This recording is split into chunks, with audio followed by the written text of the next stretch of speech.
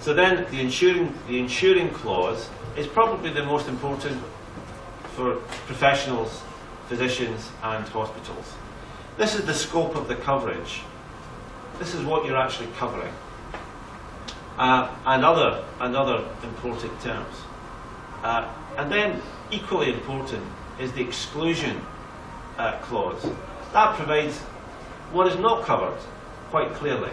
And you may find it hard to believe, but criminal acts as a matter of public policy aren't covered by insurance policies. The unfortunate thing, of course, is that medical malpractice is capable of being, in UE law, is capable of being a criminal act. So we'll come to that later. We'll discuss that in greater detail later. I don't quite know what happened to the general conditions part, but that it talks about your choice of law and jurisdiction, what law governs the contract. You have notification, how claims should be notified to an underwriter. And then the last part is the endorsements. That adds on, it sort of bolts on certain coverage items to the main policy. For example, you can get plastic surgery type endorsements bolted on. Plastic surgery is not generally covered. Usually the procedure has to be for a therapeutic or diagnostic reason. So if you have a plastic surgery, sometimes that's excluded, and you're bolting it back on with these endorsements. Any questions? I think that general insurance structure. If you haven't seen an insurance policy, raise your hand. I think you've all seen. Oh, you haven't seen an insurance policy? I don't look at it. You don't look at it? All right, okay. Maybe you should start looking at it. Yes? Make sure that your premium's correct, your coverage correct, and the exclusions are what you think they are. Now, a good broker, if you have a good broker should highlight these aspects to you. And there are lots of good brokers in Dubai and in the UAE, so there's no excuse not to get that type of advice. Okay, well, we'll just get through. This is what a schedule sort of looks like. It clearly identifies the type of insurance, medical malpractice insurance. Sometimes medical insurance, people think that medical expenses insurance and medical malpractice insurance are part and parcel of the same thing. They're not. They're completely separate. Medical malpractice insurance is liability insurance and dealing with errors and omissions and negligence arising from professional practice. And your medical expenses insurance is simply an underwriter's agreement to pay your medical expenses. They're two completely separate insurances. So, the trigger, claims made. So that means that if a claim is made in the policy period, on the face of it, there should be coverage subject to policy terms and conditions. So here we have the assured. In our example, in our worked example, in our scenario, we have first-class hospital and first-class clinic. They are the two insured parties. Sometimes you'll see a schedule, a reference to a schedule, where all of the physicians have to be identified. All of the medical professionals have to be identified with their specialities. But that's more usually done when the proposal form, the application form for the insurance, is filled in. That's where you expect to see the list of the medical professionals and their specialities. The big three, of course, for medical malpractice insurers are cardiologists, as you can expect, gynecologists and neurologists. They're the big three risky specialities. Dentistry and general practice tend to be at the lower end of risk, and therefore the higher risk items, the higher risk areas attract the higher premiums. So here, I beg your pardon? Neurology. Cardiology, gynecology, neurology. They're called. Neurology, not the neurosurgeon. Huh? Neurology, not the neurosurgeon. Neurologist. Yeah. Well, each speciality comprised the higher risk specialities from all the different specialities. What about anesthesia? Well, funny you should say that. That's the fourth. But the big three, certainly in my experience in Dubai, most claims have an anesthesiologist impact and input. So very astute to pick that up. It's certainly number 4. Okay, so we're looking at here the foreign law and jurisdiction, United Arab Emirates. So the insurance and policy is governed by UAE law, and the UAE courts have jurisdiction to hear disputes under it. Here, you see here annual premium, 350,000. That tends to be a bit higher now. When I first came to Dubai in 1998, there was an insurance company, who shall remain nameless, who were my clients. I came as a shipping lawyer, actually, that used to give away free medical malpractice coverage with this automobile insurance and building and contents. It was just added on free. So those days are gone, I'm afraid. And you see here the deductible. That means that in every claim, the first 35,000 dirhams, and that's quite a low deductible.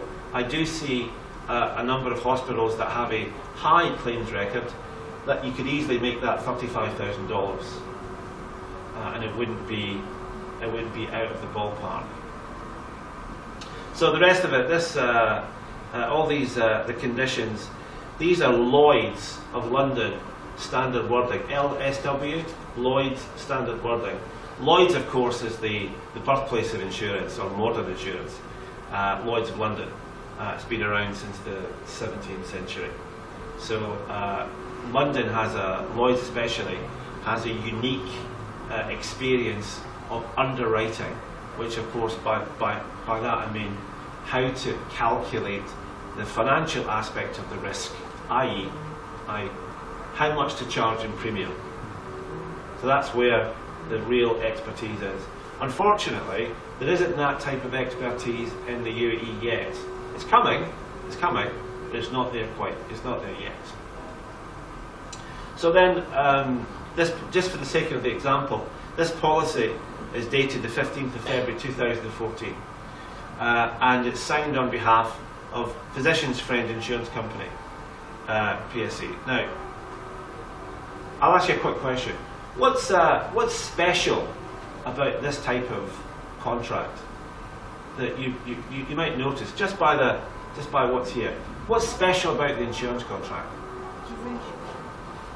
Well, lots of contracts have durations.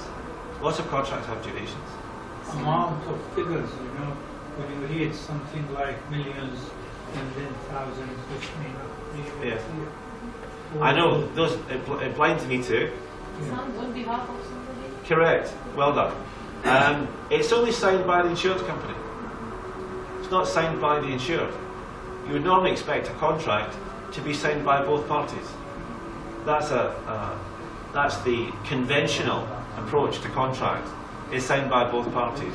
Now, the way that the English law has developed is that when you make an application for insurance in a proposal form, that's where you sign, and that's where you're bound by the terms of the wording. But in terms of the policy itself, it's only signed by an insurance company. Okay. I have one question. In the limits, it says only one loss. This means that if a case happens and the insurance covered it, the second case will not be taken in the same year? No, I'm sorry, I should have actually pointed out, there's if you look just beneath the retroactive date, you'll see the limit. So that's got 3 million, that's like $1 million, any one loss, and 5 million dirhams in the aggregate. So that means all your claims can only approach to 5 million. Yeah. Anything above that is uninsured. You don't have insurance. You will effectively have burned through your insurance, and as a matter of contract, nothing will be liable. You won't be liable above this. As opposed to your motor policy, your car policy, your limit for third parties, not on you, on third parties, despite the fact that your insurance, your motor insurance policy will say it's 500,000 dirhams, is unlimited. Regardless of what the UAE law says, for motor liability for third parties, it's unlimited. So it could be 10 million, 20 million, 30 million, doesn't matter. Your insurance company may argue about that, but the law's clear, it's unlimited.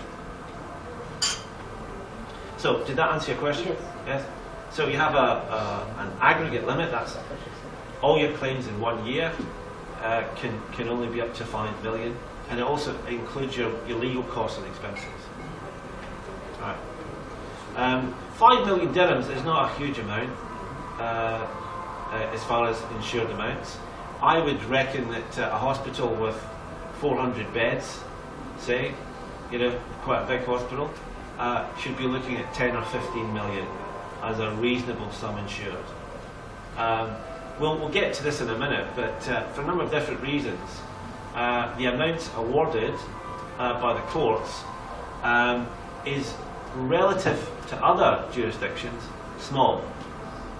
I mean, everyone looks at the newspaper, like the UK or United States, and they see $20 million awarded for someone who's been put in a coma or something like this.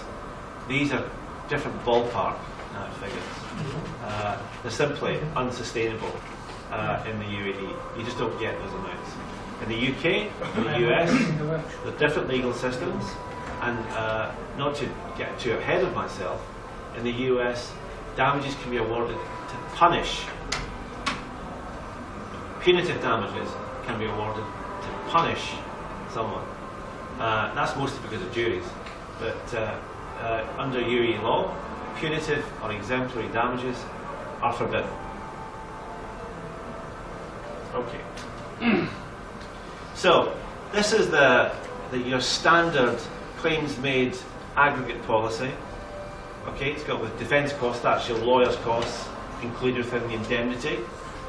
As you expect, it's got a certain amount of formal language, but the main thing here is the underwriters, that's the insurance company, hereby agree to indemnify. That means to pay an amount. Indemnify means to pay an amount to the insured. Assured is a slight misnomer. Assurance is really for life assurance, but sometimes it should be insured. But to indemnify